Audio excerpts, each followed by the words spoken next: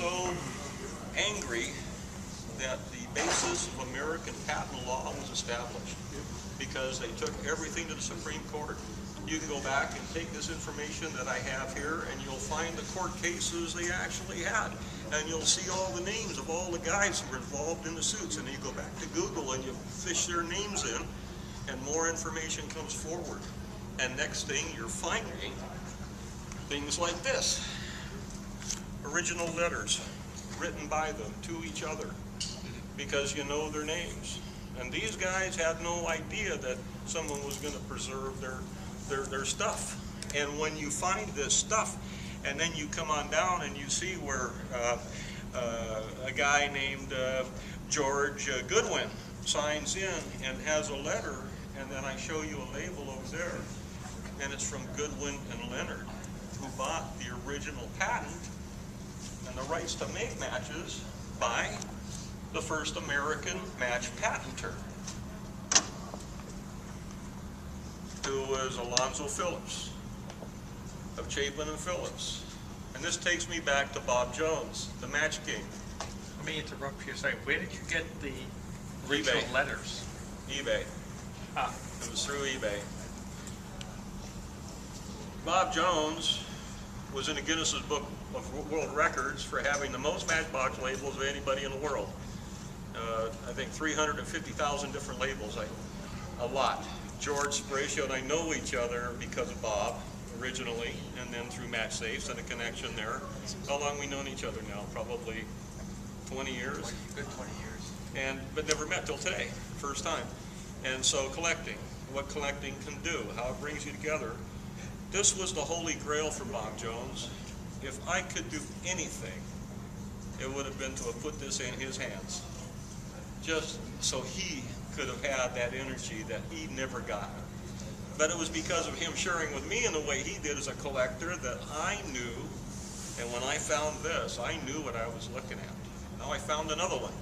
It's in a museum. They won't dig it out, it's too buried. They wrote me back and said, sorry, our staff can't possibly go through all those boxes to try and find this for you. And, we'll have to put it on the list, and maybe in a couple of years we'll get to it. I want to see it. I want to compare it. I haven't finished looking. I'm looking for the history. So the Chapin family wrote it all down, and they got it in a book, and their whole entire history, and I've read that book. And so I know all about their dad and their grandpa and everybody else, and when the Iroquois Indians attacked their camp and killed their grandfather. The whole story. It's all out there, and it makes collecting fun. You know how they argued with William Clark about who was the rightful patentee and owner of the matches, and poor William didn't patent his match. He just made the heck out of them, and he made them before Phillips. But Phillips patented his match. The contention that came up that created all the court battles creates a whole gamut of documents that becomes all of this information, the stuff that makes collecting fun. I don't care what you collect. If you get the information, that's what we share with everybody. That's why it's fun. If you don't have the information, what have you done? You've got a bunch of stuff. Got a bunch of stuff.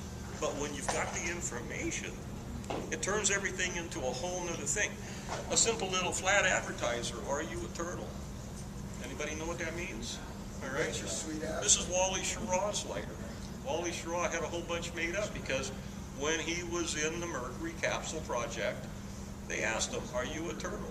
And the response, and you're supposed to respond immediately, you bet your sweet ass I am. And that's what this is. Are you a turtle?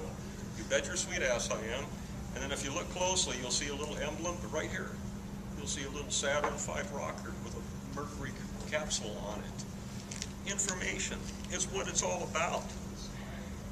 We talked about bringing catalytic lighters here as a joint display if everybody was into it. It wasn't much of a response. I brought a few, to know about air flam lighters.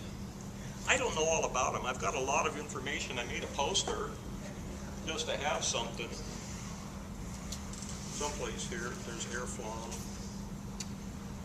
The girls will have to help me. I don't know where they are. But again, oh, here we go. All kinds of them. doesn't even represent the beginning of the scratching of the surface. I'm going to put this poster with the Elgin Americans, because if you're a beginning collector and you want to collect something that's fun, that isn't explored, that hasn't been, you know, the information's still out there, it isn't written down, nobody's done it, it's very reasonable. I'll show you on eBay. You can buy some of these right now for 15 bucks. You can build a beautiful collection very economically and do something very similar, in where you take these stories and make them be meaningful. And so collecting 101 is just about that.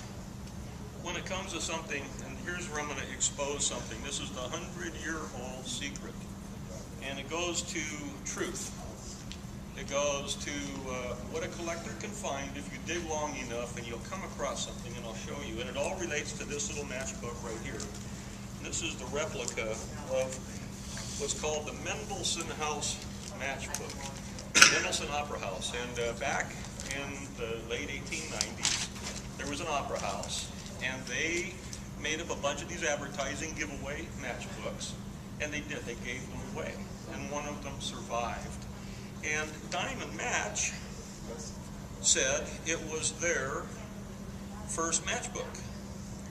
They claimed, and I'll show you in this 1935 book, someplace here. Bear with me as I locate the page. And this is a famous matchbook because there we go. So here it is.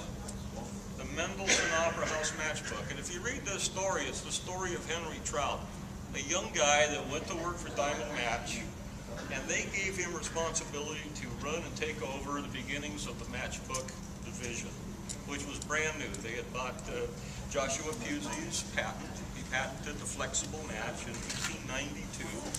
And in 1894, they bought his patent for $4,000 bucks. They gave him a job for life, and that's what they did. And so, reading Diamond's history, they talk about the Mendelssohn matchbook, and how they had done this work in creating the matches. This is made on the 50th anniversary in 1946, matchbook. Front strike, and never been struck, and so on. I was thrilled to get it. I like this, and then later I find an original press photo and the documentation showing it, 1949. I find this print, not in 1949, but that's when they did it. And going through the whole story about what these matchbooks were about. What was the beginning? That's my interest. What was the beginning? How did they invent them? How did they produce them? If you read in that book, you'll see that poor Henry Trout was confronted by a big problem in trying to get the proper manufacturing, proper chemistry, proper, and then the fact that people wanted millions of them. They had never been confronted by this before. They hadn't been doing advertising.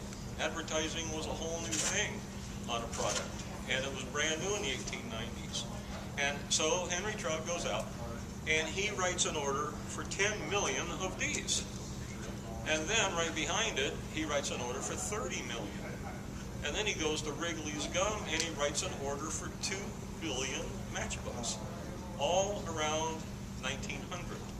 When this happens, they finally get the process down. They're capable of filling the orders, and they do that. This is the only one known in existence today.